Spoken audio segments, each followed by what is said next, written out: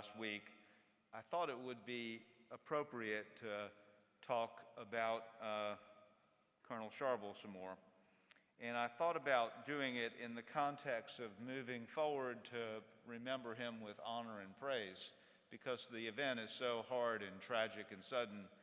And to put that into visible context for you, a number of you, like me, have driven past Kroger, and you've seen the flowers at the entranceway, the far western entranceway to Kroger there.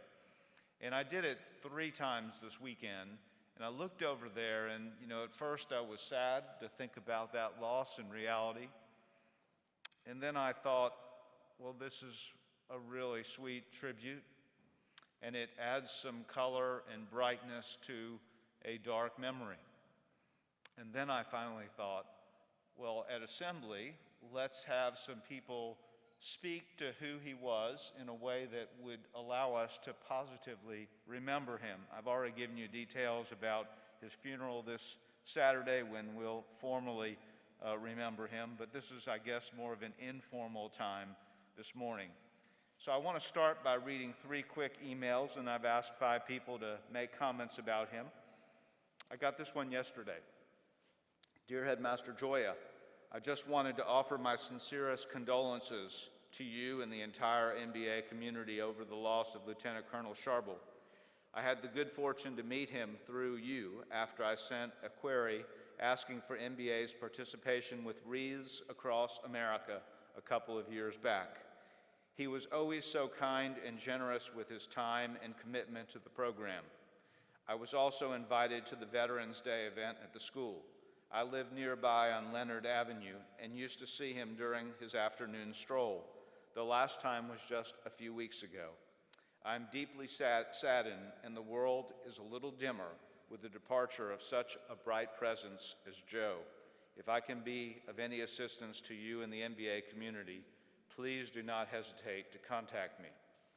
Last week, Dr. Boyd sent me a note he received from a student who was at Harpeth Hall, and she wrote, she was the sister, incidentally, of one of our students who graduated last year.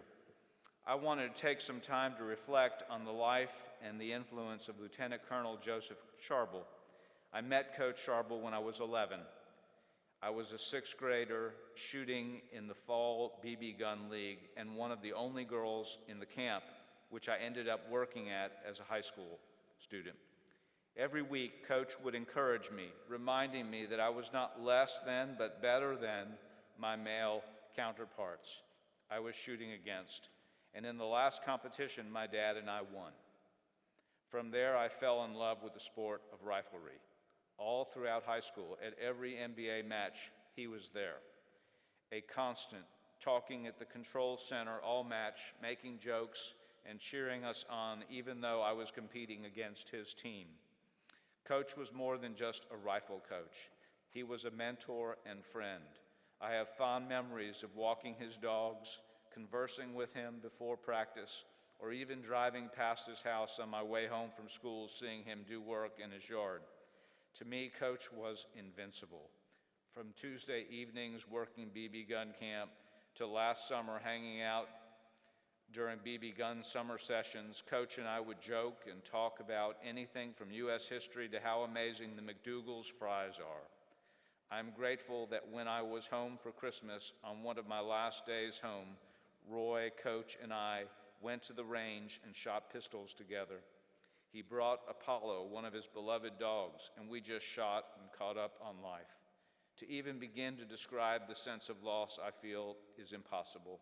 I can't describe in proper words how much Coach meant to me. He touched the lives of so many athletes and students, and I am better for knowing him. Semper Fi, and rest easy, Coach. I know that you are flying high in a better place now. And lastly, a parent wrote me, my son let me know this morning about Mr. Sharbel, and I just read your email. I never got to meet him, but my son is in his history class and this year and is just devastated. He really liked Mr. Sharbel and enjoyed his class. Every Thursday night, he attended the extra credit session that Mr. Sharbel offered. He brought the boys pizza, and they called themselves the Band of Brothers. He sounded like a special person. Please let us know if there's anything we can do for his family. We would really like to help in any way. Our son will miss him terribly. And now, as I said, I asked 5 people to come up. Dr. Sly, would you please come up first?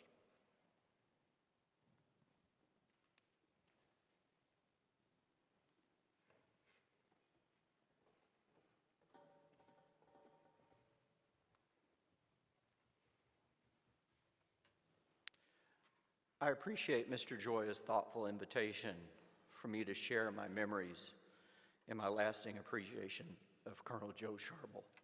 Thank you, Brad.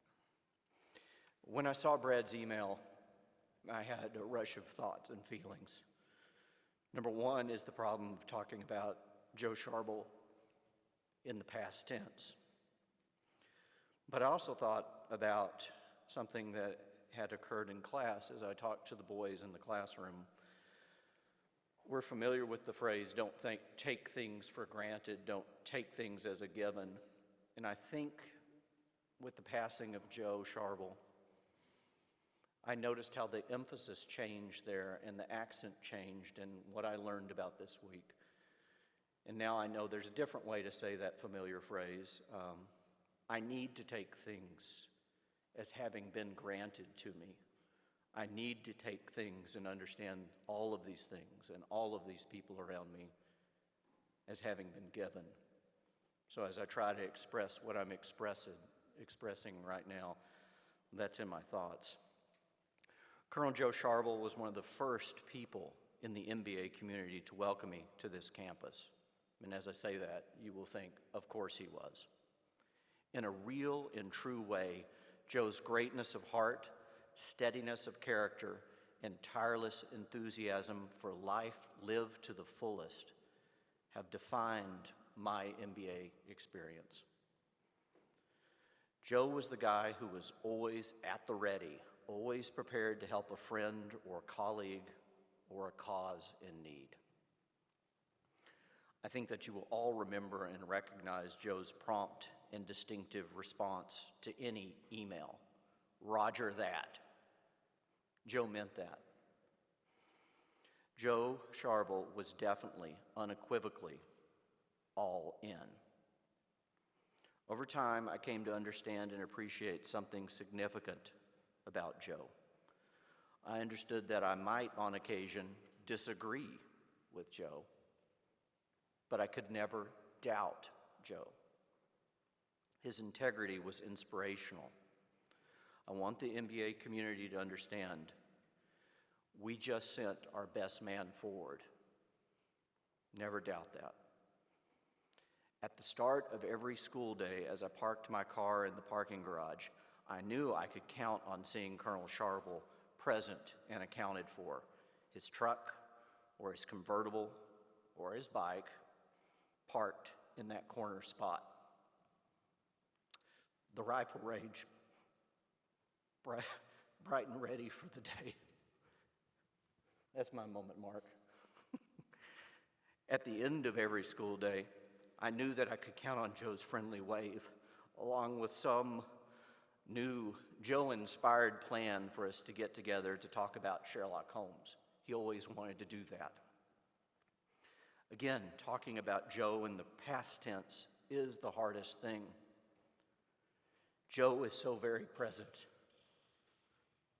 I hope that he always will be. As some of you know, my son Max Sly belongs to Joe Sharbel's advisory. Joe cared deeply about Max and all the boys in his advisory. His love, appreciation, and support for Max and those boys was boundless. Gentlemen in the advisory, I hope that you will always remember and treasure and draw inspiration from that love and that appreciation. Thank you, Mr. Sharbel. Thank you, Dr.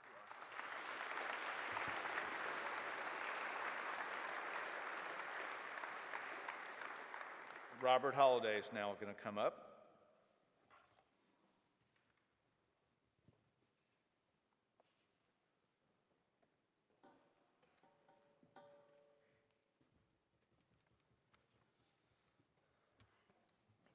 Hey guys, I'm Robert Holliday, and I'm the president of the Army-Navy Club this year. And today I'm going to talk about Colonel Sharbel's influence and impact on the club. I met him last year as a sophomore when he was my history teacher. And we quickly bonded and built a strong relationship, which only grew in the past couple years. He was an intense yet caring leader, and he dedicated much of his time to the club by instilling leadership values in us.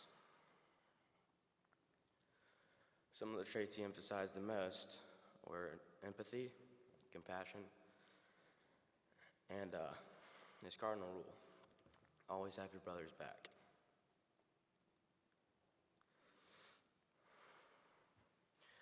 He emphasized this more than any other trait, and he lived this mission out as leader of a tank battalion in the Marine Corps. After his civic duty, he came to MBA to instill these values in us.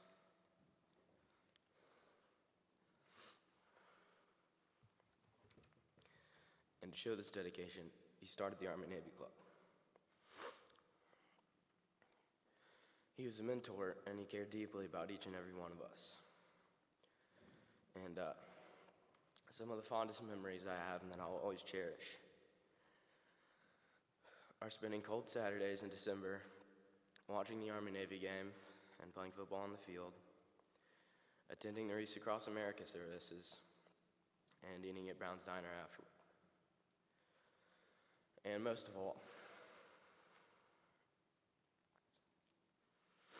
I'm going to remember watching Band of Brothers on Thursday nights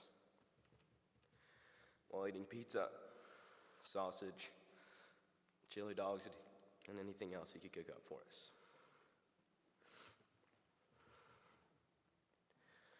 He brought us each closer together on these Thursdays, and we became like brothers, a band of brothers. Along with many others, I'm going to miss him a lot. And his legacy will forever be remembered and celebrated by all of us. I'm now going to conclude with a segment from the Band of Brothers series. The producers interviewed one of the soldiers from the 101st Airborne named Carwood Lipton. He quoted the Shakespearean play Henry V as he was addressing his men before they were about to fight the French. He says, "From this day to the ending of the world, we and it shall be remembered. We lucky few, we band of brothers. For he who today sheds his blood with me shall be my brother." Thank you.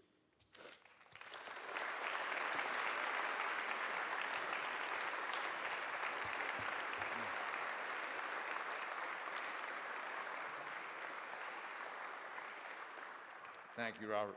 We understand your emotion. It actually, that vulnerability makes you, or reveals your strength in so many ways, and your care, and we are grateful for that.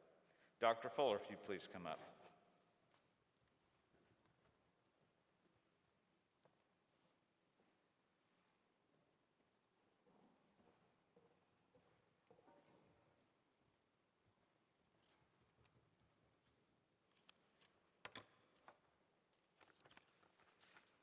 Good morning. Thank you, Mr. Joya, for this opportunity.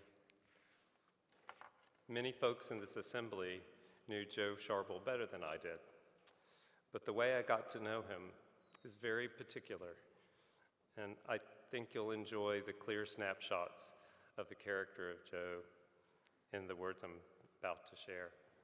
It was actually Mr. Joya's design when he paired us together to lead the 2014 International Boys School Student Forum, Building Stronger Servants, Building Stronger Communities. We were definitely an unusual combo, the lieutenant colonel and the theater dude. For those of you who remember the 1968 film The Odd Couple, that was us, Jack Lemmon and Walter Matthau, seeming opposites who become buddies on their adventures in Nash Vegas with 20 international students. That was a movie worth watching. We became good friends planning the forum and leading together as we participated in projects around the city at organizations like Thistle Farms and Urban Housing Solutions. I learned more about Joe's great passion for service and teaching. Our skills complemented each other well. I know it will not surprise those who know us both that Joe was the more organized one and kept us on schedule. In those late nights in the Vanderbilt dorms, we discovered connections, including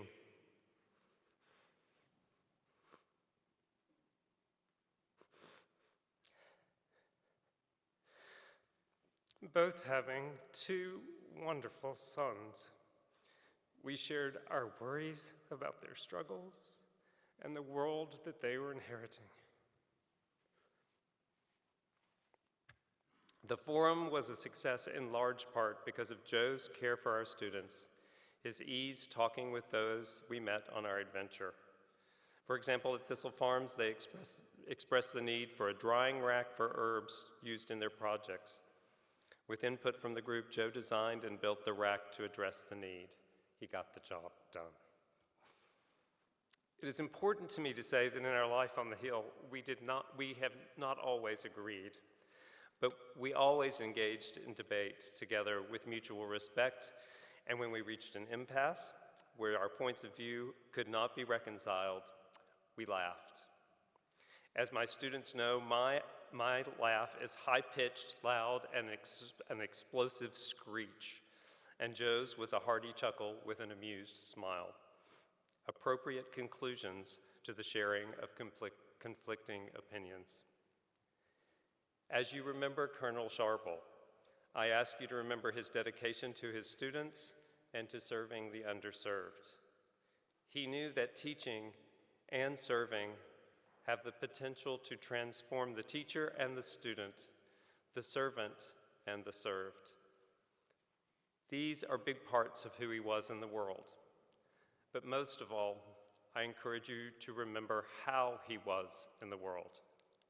Kind, respectful, generous, curious, agreeing to disagree with humor.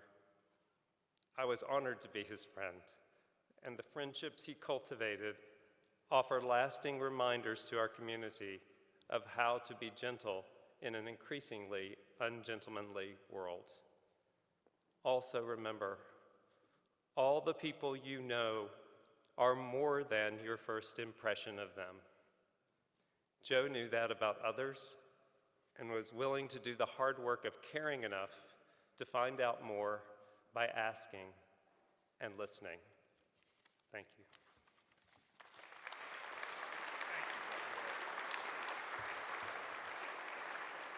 Thank you, Dr. Fuller. Now, Jack Rogers, if you'd please come up.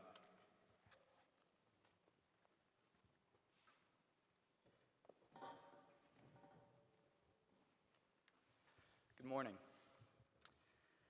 After a week to think about things, I thought I'd be able to get up here and make my speech calmly with my composure, but after the beautiful words from my past speakers, I'm beginning to realize how much the world and all of us really lost when Coach Sharbel died. I want to start by saying that he was one of the best people that I've ever known. It was really inspiring to see on Wednesday last week how many people showed up in formal uniform and how many people showed up to the optional photo.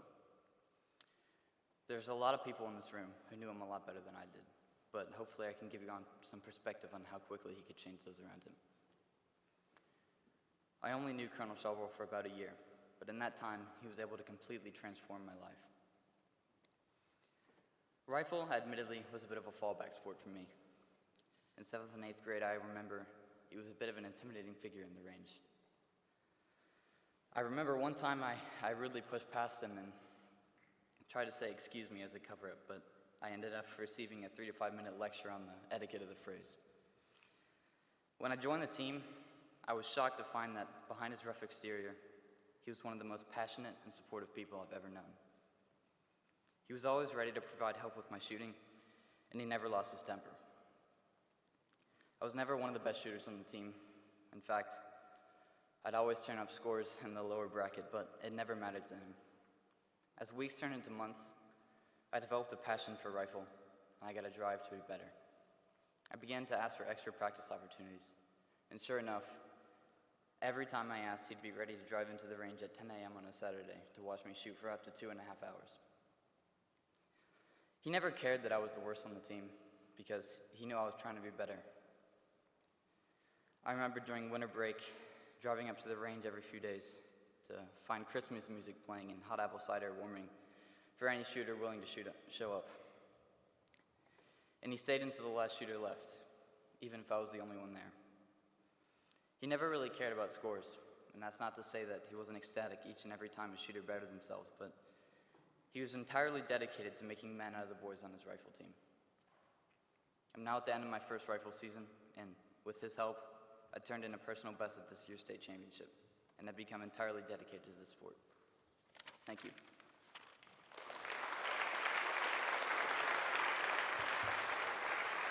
Thank you, Jack. And then lastly, Mr. Artisan.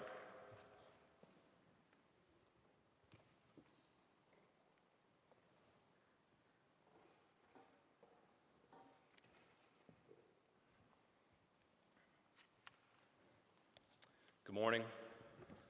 I believe my comments will echo the sentiments of those who have spoken before me this morning. Many of us were friends with Colonel Sharbel. It's an honor to say a few words about him. I could talk for hours about my great friend, but only have a few minutes, and will attempt to give you the essence of the Joe Sharbel that I knew and loved. He was always sharing, always giving. Serving others gave Colonel Sharbel great joy, and it was common for him to go out of his way to do unexpected and special things for friends and strangers alike. It's rare to find someone who is so sure of their moral compass, who lives their life without wavering from it, who is willing to take a stand with no worries about how others would regard it. Whether you agreed with Joe or not, you respected him. Joe was proud of his roots, appreciative of viewpoints, and especially passionate about his. Colonel Sharbel was an incredible conversationalist. He could talk at length about almost anything. A few years ago at the Flying Saucer, I witnessed an intense, nearly 2-hour-long discussion between Senior Paoliki and Colonel Sharbel about which olive oil was better, Italian or Lebanese. It was an incredible experience, and I felt compelled to document the moment. It was an example of his ability to firmly argue his point, yet share a true friendship, which he had with Senior Paoliki. Recognizing the accomplishments of others was important to Colonel Sharbel. He never hesitated to celebrate the personal achievement of another or to let someone know how much their hard work and determination was crucial to the outcome of an event, athletic or otherwise. The last email I received from Joe was a message of thanks for the help provided this year to make the rifle season happen, despite the uncertainty presented by the COVID virus. He was thankful that all of his athletes had been given an opportunity to compete despite all odds against a normal season, and was excited about the Schützenfest he had planned to celebrate the team that evening. His email ended with, "Meanwhile, intende ad subtilitatem," a reference to the Latin motto he gave the NBA rifle team, meaning aim for precision, paying attention to the subtleties and the details that play such a crucial role in a successful outcome. If you see a rifle team sticker on the back of an NBA bus, you'll see that motto. When you do, be reminded of Colonel Sharbel. to aim for precision, to pay attention to detail. We lost a great man last week. Lieutenant Colonel Joseph A. Sharbel, United States Marine Corps retired, was a steadfast friend who went out of his way to improve the lives of others. He loved and cared deeply for his family, the MBA community, colleagues, advisees, students, and athletes on his state championship rifle teams.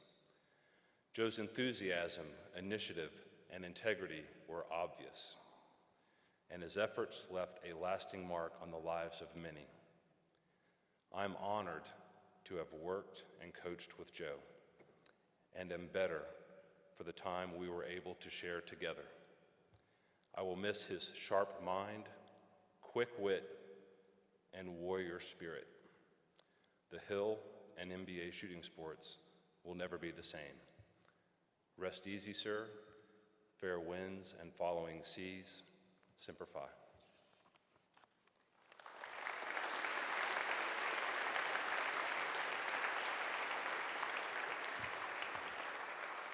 Thanks to all 5 of you for those comments, and I hope all week you will remember him and celebrate and honor him. We will do so again at our faculty meeting when Mr. McRaney will make some comments about him as well.